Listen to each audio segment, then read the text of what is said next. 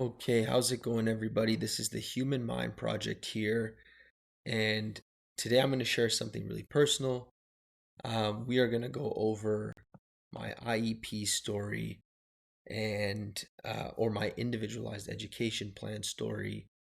Now I'm going to be reading the entire story to you, and it's just going to be what I had to go through, how I had to overcome everything in this journey, and how I ended up where I am today.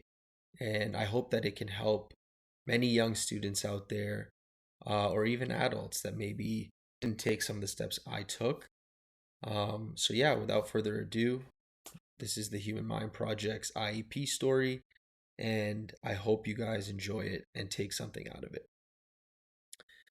So, growing up, I always wanted to fit in. I wanted to be just like my friends and colleagues. On the yard at recess, my friends and I all seemed the same. We laughed for hours at the same jokes, played the same sports, and we passed time dreaming about the things we would do one day. When it came time to come inside after recess, I always seemed to feel lost. It wasn't because I didn't want to be there, I just always felt like I didn't understand what was going on. I desperately wanted to fit in with my classmates. Every time the teachers would explain something, it seemed as if my classmates understood it the right way, and I always found myself getting really lost while the teacher was talking.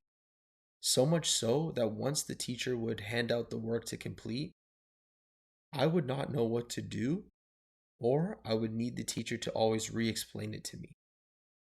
My classmates sitting next to me would often look at me puzzled as to why I could never start my work, or why I was trying to look at their paper to see how to start the assignments.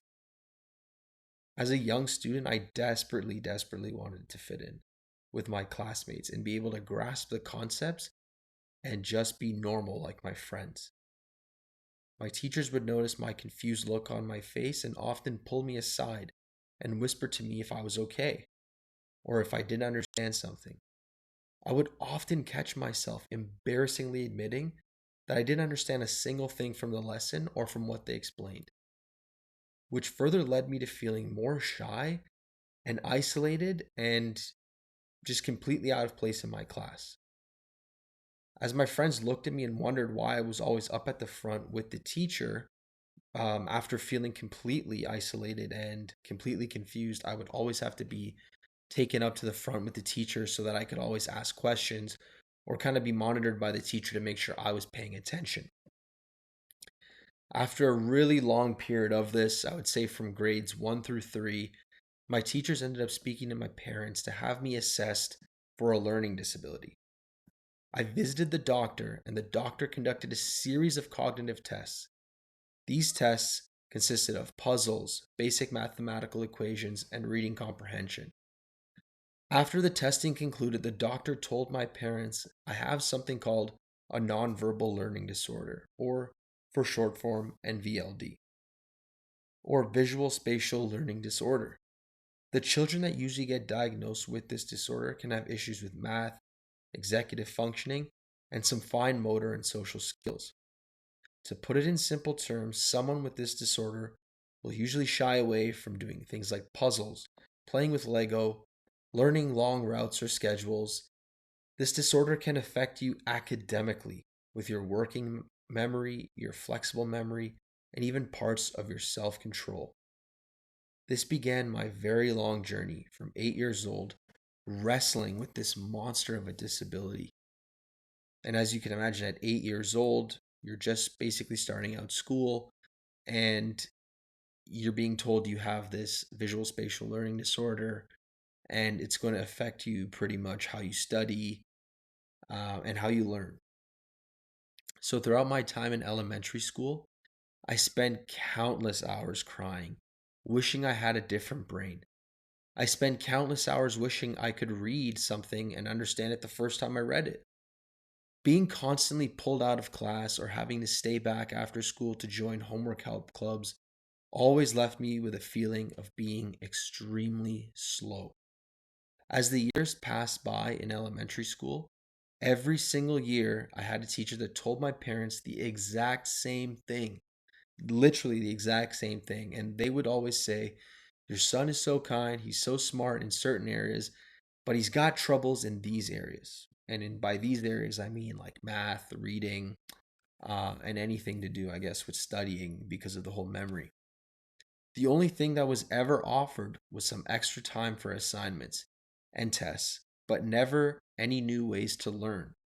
By the time I reached the eighth grade, my teachers had told my parents and I that it was best for me to start planning a future to go to a local college, but it was also recommended that I take special needs classes for math in high school and also for a couple other subjects. But emphasis was particular on math.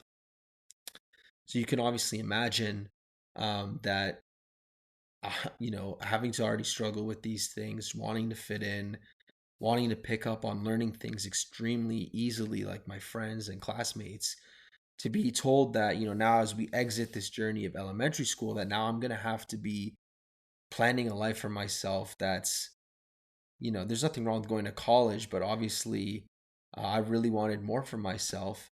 But to be also told that I had to go to special needs classes and that there would be very limited options for me when I take these classes was really disheartening. And I honestly felt doomed.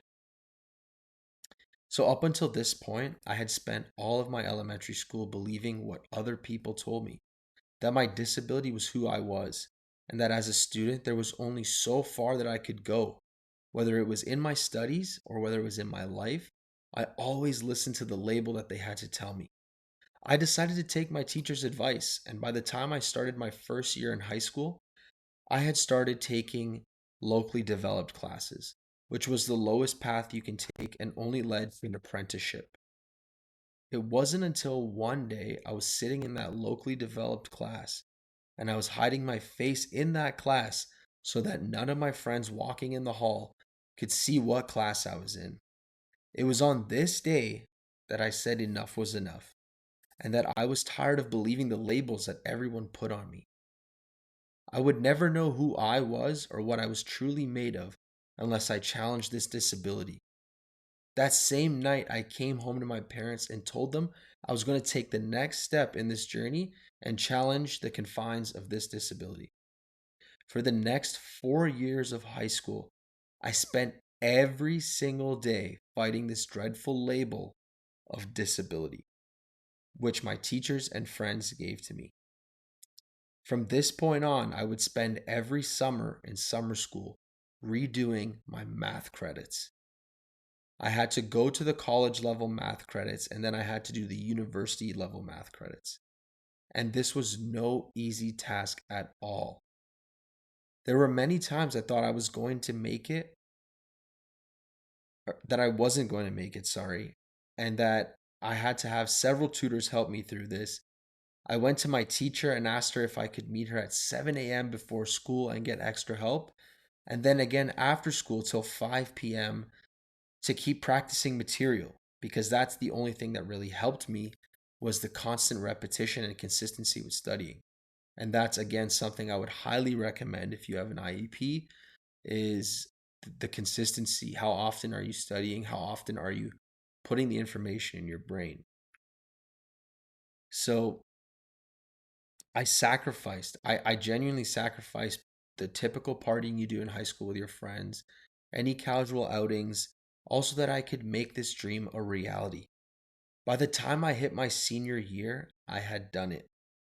I was in all my university classes and was on track to making it into university. And that disability that they had stuck to me seemed like a long way away. I was in arm's reach of accepting my offer to the University of Toronto, a place I never thought I would attend. And once I had gotten to the University of Toronto, I felt completely invincible after crossing this massive mound and hill or mountain of your disability. I felt like I had overcome so much and that this new identity of mine could easily waltz through university. Well, you can obviously guess I was hit with a shock at the difficulty of university, and the workload was almost 3 times more than high school. and it would require much more discipline from me if I had planned on graduating from there.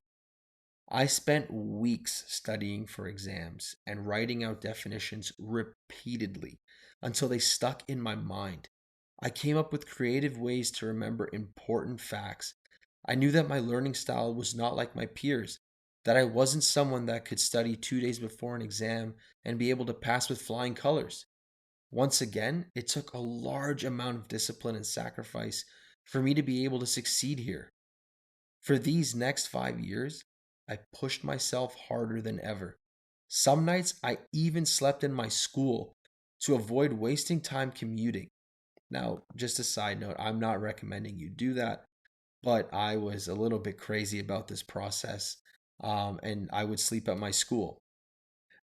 I was all in this dream to graduate with a prestigious university degree. And just when I thought I was obstacle free, it came time for me to renew my IEP assessment.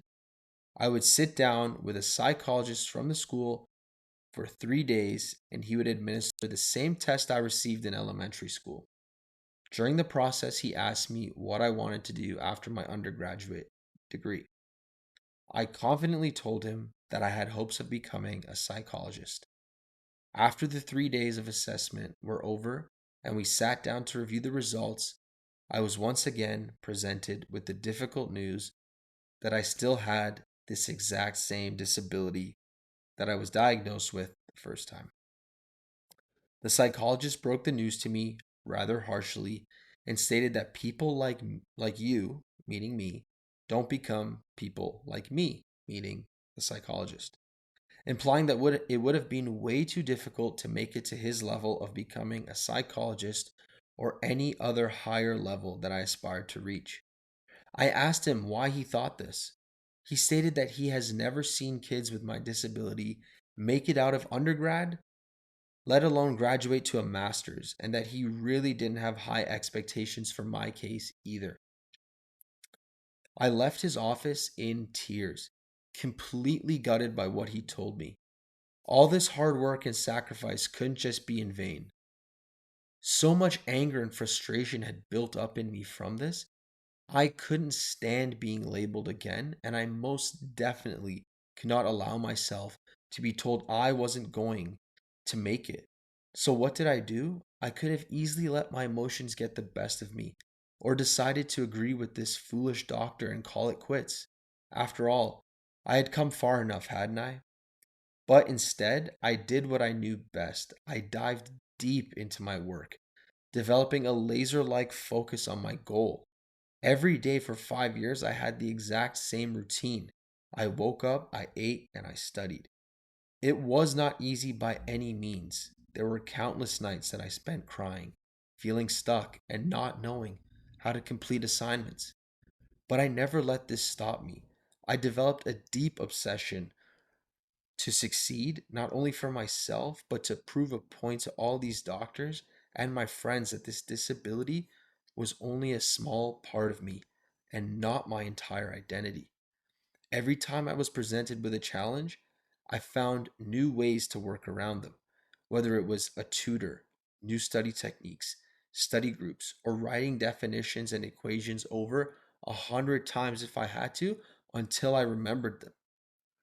After all this work and sacrifice, I finally graduated from the University of Toronto. So, the keys to my success were building a great support system. I had fantastic parents that supported my endeavors. I had a great group of friends. I surrounded myself with people who were ambitious. I knew how to access resources in all the schools I attended.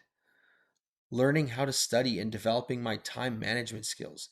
These were very critical skills that helped me to succeed.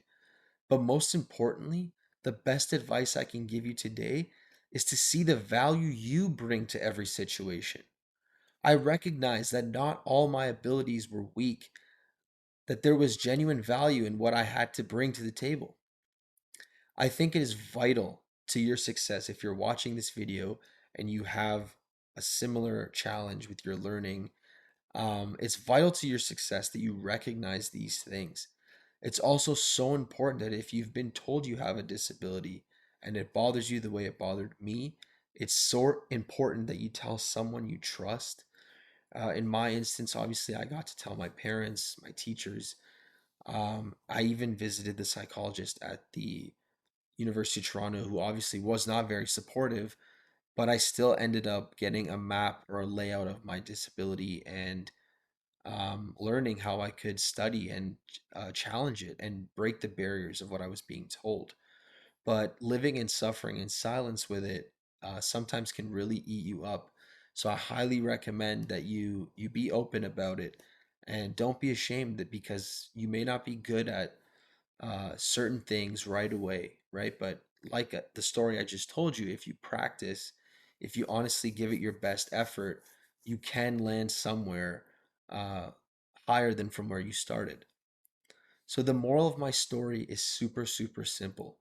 When I was growing up, all I ever heard was that if I wasn't born a certain way, with a certain kind of genetics or a special gift, then I really was not destined for greatness or success.